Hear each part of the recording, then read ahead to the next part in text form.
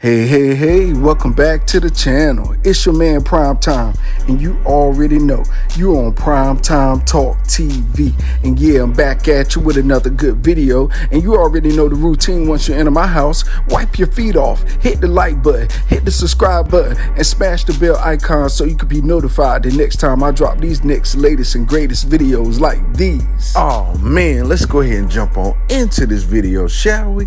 How about that night of Showtime boxing, man? Oh man, I tell you, the Fundora Ocampo, look, if you underestimated it and you slept on this fight card, whatever, pay-per-view, free Showtime watch joint, to be honest with you, but it had a pay-per-view-esque feel to it. And I tell you what, look, you might not like Fundora, but look, I like Fundora. You know what I'm saying? 6'6". Crazy arm reach. You know what I'm saying? One of the commentators said a praying mantis with a stiff jab. Crazy, deranged maybe for saying that. But anyway, he went against Ocampo. And Ocampo recently suffered his first loss to Earl the Truth Spence, and he went down with a body blow by Earl. But I tell you what, people may have discounted Ocampo and said, oh, he's gonna be an easy win or whatever the case may be. He took Fundora to the limit. Do you hear me? Push it to the limit. You know that joint Rick Ross did? Push it to the limit. That's how that was. Ocampo pushed Fundora to the limit. Straight up. The boy wasn't timid. He was in it to win it. You can take it how you want to spin it. He got up in it to win it. He was hitting Fundora with some very good body shots early on in the match. And I think those body shots kind of took to Fundora's mind, because he really didn't get into that fight, to me personally, till the fourth round. And then the fourth round, it was like Fundora got into the pocket with, Ocampo, and started hitting him with some crazy shots. And boy, left your boy rock with a bunch of them uppercuts, man. He probably threw about, I say, a good 5 uppercuts the whole fight. But boy, were they vicious and delicious. Boy, he was hitting that boy stupendous. I'm talking about, wow. I was sure, I even tweeted out middle of the fight, like, how many uppercuts can Ocampo take? And boy, that boy is okay, for real. I don't care what y'all say. People like, oh, Earl Spence ain't, them guys ain't. Look at what Ocampo, he did better than Lubin did against Fundora. What? That says a whole lot right there. That says a whole lot. That says to me, as a boxing fan, that Earl Spence fought a very, very, very good fighter. He took this tall guy to the limit. And honestly, it was not a unanimous decision the way they said it. Honestly, I would say majority decision. I would even go as far to say split decision. But I would still give Fundora the win now. Don't get it twisted. But it was a lot closer than what the judges made it out to be. And that's all I'm saying. Fundora, him and his sister did good. His sister fought on his card. It was the first time they both fought on the same card together. His sister won. And she got a lot to be desired and to work on in her boxing, fights and all that stuff like that. She won her fight. It was a very, very good, close fight. I just think, she need more. And Fundora saying that his sister would probably be a world champion before he would. I don't know. I beg to differ. If Fundora catch the right fighter with the right belt at the right time, he could be a champion long before his sister. because there's a lot of fighters out there that will not fight Fundora, period. Of course, yeah, they gave him the obvious call outs, with Charlo. But honestly, I would like to see him fight better ranked opponents in his division, fighters that's coming off of wins.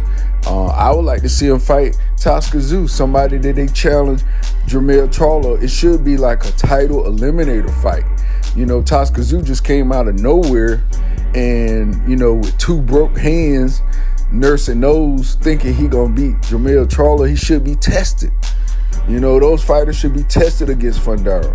Look at how Ocampo took Fundora to the limit, and that's Ocampo first time fighting at 154. He just fought Errol Spence at 147 and seems to fight better with more weight on him. Honestly, I would like to see Fundora and Ocampo go back part 2 again.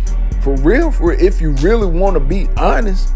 Because, look, Ocampo did way better than Lubin did. And he just moved up.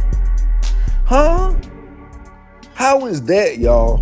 How is that? How is Ocampo somebody that went down against Errol Spence from a body blow? He took vicious body shots from Fundora. He took vicious uppercuts from Fundora. He took vicious hooks from Fundora. So, I know he got the height advantage, and I know WBC probably think like, oh, that'll make a great fight against Charlo and yada, yada, yada. Well, you need to build that thing up.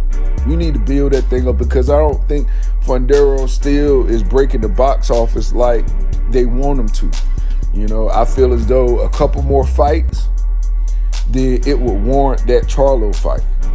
But he should fight, some of Charlo's past opponents, right? That's what I would say. If you really want to be honest about the whole thing, you got Tony Harrison, you got Tzu, you got Liam Smith, you got Danny Garcia now.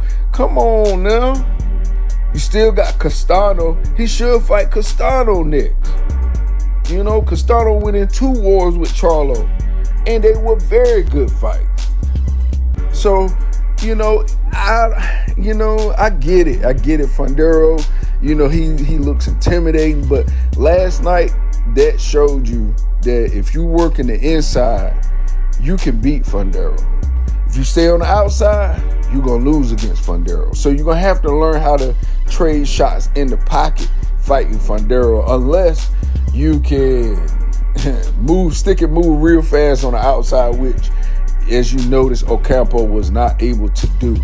And, it was crazy how the referee was trying to stop the fight when the guy would fight. I've never seen that. When a guy is actually punching, he's telling him to punch hard.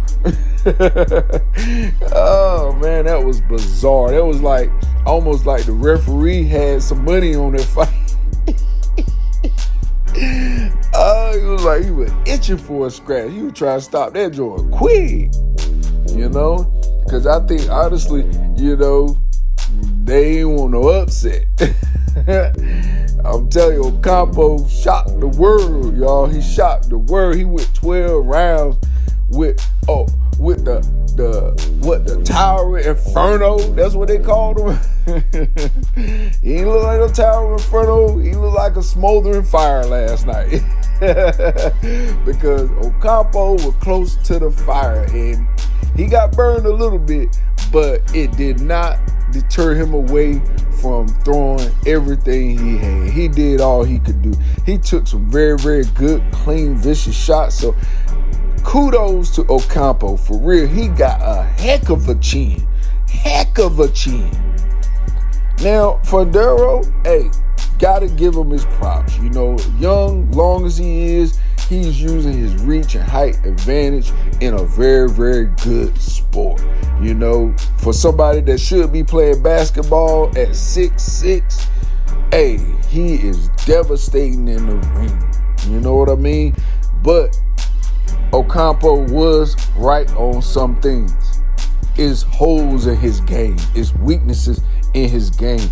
And just seeing how Ocampo started out, Fundora, to fix that problem, he has to start out a lot earlier with using his jab, setting the tone and the pace. He didn't do that. He allowed Ocampo to stick and move and hit the body.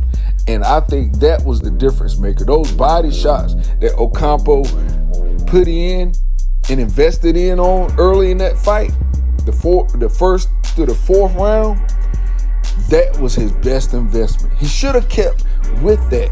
I think if he had kept chopping at that body, he would have chopped the tree down. But, you know, at the same time, you got to take and dish at the same time. So he was dishing them and he was taking them. So I think, that just really was not a good matchup at all. You would think WBC would match Fundora up with a fighter that has a little height, at least to show that he just can't beat up, smaller guys. He can beat up anybody, So I think that should be some of WBC's next direction if they want to build the profile up of Fundora, which, hey, I think he's doing very good. But as you notice, taller fighters are harder to get fights for, Look at David Benavidez. David Benavidez, deserves good fights. But it's hard for taller fighters to get those fights. And I hope that the same thing doesn't happen to Fundora. I hope he does get the challenge with Charlo. I don't think he's ready for that yet. I think, possibly Charlo would probably KO him, because I don't think Ocampo had the power he needed to make Fundora aware of his power, to make him step back. Now, early on in the fight, if you look at it, Ocampo was the aggressor. He was backing Fundora up because he was working the body. Fundora had to move out of the way of those body shots. So, hey, it is a recipe in there for disaster for Fundora if someone can actually mix this up and cook it the right way. Now, if you get in the ring with Fundora, you have a chance of getting served up yourself on a nice platter. So, look, all I can say, Showtime put on some very, very good fights. The Adames fight, where he knocked out Montiel, third round at Charlo, got rid of as well, that everybody thought, he was the biggest challenge for Charlo. Well, Adames, boy, man, if he ain't worked a clinic. Came in the ring, Montiel was a slow starter. He came in the ring working the body. Bang, bang, bang, third round. Caught him with some good shots. Got him out of there. Made the referee stop it. Stop it. Very, very good fights on Showtime card. For real, I was totally satisfied. I was satisfied almost as if I paid for pay-per-view.